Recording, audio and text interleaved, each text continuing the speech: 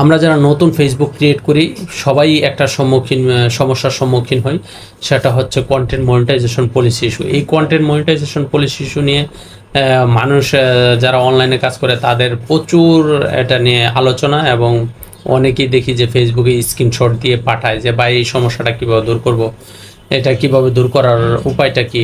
আসলে এই জিনিসটা আপনারা টেনশন করার কোনো কারণ নেই, এটা নিয়ে চিন্তিত হওয়ার কোনো কারণ নেই। আপনারা আপনাদের কাজের যে রুলস নিয়ম আছে সেই অনুযায়ী চালিয়ে যান। আপনার পেজে ফলোয়ার্স নিয়ে আসুন, পলিসি ইস্যুর চিন্তা দূর পরে করুন। আগে পেজে জানেন যে ন্যূনতম 100 ফলোয়ার যদি পূর্ণ না হয় আপনি লাইভও করতে পারবেন না। তা আপনার ফলোয়ার্সের সংখ্যা বাড়াতে থাকেন, আপনার ভিডিওতে ভিউ নিয়ে আসেন যেন আপনার ভিডিওগুলো বেশি বেশি মানুষে দেখে। কন্টেন্ট মনিটাইজেশন পলিসি ইস্যুটা এটা হচ্ছে আপনি যখন ফেসবুক কর্তৃপক্ষের কাছে একটি আবেদন করবেন, এই আবেদনটা কিন্তু যে কেউ এখন করতে পারে, আর না পারলে আপনারা ইউটিউবে দেখে নেবেন সার্চ দিয়ে। আর আপনারা চাইলে আমি নিজেও একটি কীভাবে আবেদন করতে হয়, কোন নিয়মে করতে হয় চাইলে আপনারা কমেন্ট বক্সে লিখবেন, আমি একটি ভিডিও বানিয়ে আপনাদেরকে দিব। তো যাই হোক, এই হচ্ছে বিষয়। আর এখানে প্রচুর পরিমাণ কন্টেন্ট কিন্তু ফেসবুক ইউটিউবে দেওয়া আছে, কন্টেন্ট মনিটাইজেশন পলিসি ইস্যু কীভাবে দূর করতে হয়। তো আসলে এটা নিয়ে হতাশ হওয়ার কিছু নেই, টেনশন করার কিছু নেই। আপনার যে কাজের গতি, কাজের যে স্পিড, এগুলা ঠিক রাখুন, রিচ এঙ্গেজমেন্ট বাড়ান, এবং কিভাবে ফলোয়ার্স বাড়াতে পারবেন সেগুলো খেয়াল রাখুন।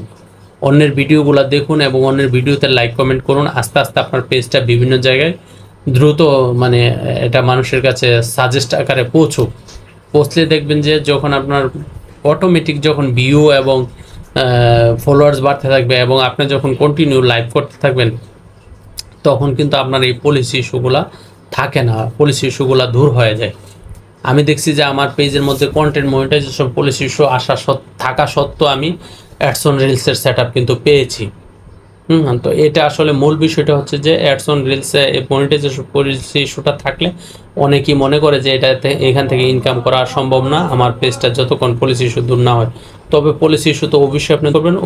এটা হচ্ছে যে আবেদন করার পরে যখন 4-5টা লাইভ করবেন, অনেকের 1 দিন 2 দিন 3 দিনের মধ্যেও কিন্তু চলে যায়, আবার অনেকের আছে 1 সপ্তাহ সময় লাগে। আসলে আপনার এই 1 সপ্তাহ 10 দিনের বিষয় না, বিষয়টা হচ্ছে আপনি লাইভটা কতক্ষণ করেন। অনেকে লম্বা সময় লাইভ করে, তার দ্রুত চলে যায়, 1 দিন 2 দিনে চলে যায়। আবার অনেকে আছে যে 5 মিনিট 10 মিনিট করে লাইভে আসছে চলে যাচ্ছে, সেক্ষেত্রে একটু সময় নেয়। তো আপনি যখন লম্বা একটু সময় নিয়ে লাইভ করবেন তখন কিন্তু এই সমস্যাটা বড় কোনো মোক্ষম বিষয় নয়। তাই আপনার মনোযোগ থাকতে হবে, আপনার যে নিয়মে আপনি ভিডিও বানাচ্ছেন, ভিডিও ছাড়ার নিয়মগুলো এবং টাইম টু টাইম কাজের মেনটেন করা, আপনি ওই দিকে ফোকাস দেন। ওই দিকে ফোকাস দিলে দেখা যাবে যে আপনার পেজটা অতি দ্রুত গ্রো হতে থাকবে এবং আপনার এই সমস্যাগুলো কিন্তু আপনি অতি দ্রুতই দূর করে ফেলতে পারবেন। তো আমি বলবো যারা নতুন আছেন, বিশেষ করে নতুনরা কিন্তু এই বিষয়টা নিয়ে মোটেও টেনশন করবেন না। আপনারা আপনাদের ফলোয়ার্স এবং ভিউ এবং ভিডিও বানানোর কাজেই সবচেয়ে বেশি মনোযোগ থাকুন। এই কন্টেন্ট মনিটাইজেশন পলিসি ইস্যু আপনি কাজ করতে করতে দেখবেন যে কীভাবে অতি সহজে এগুলা দূর করা যায়।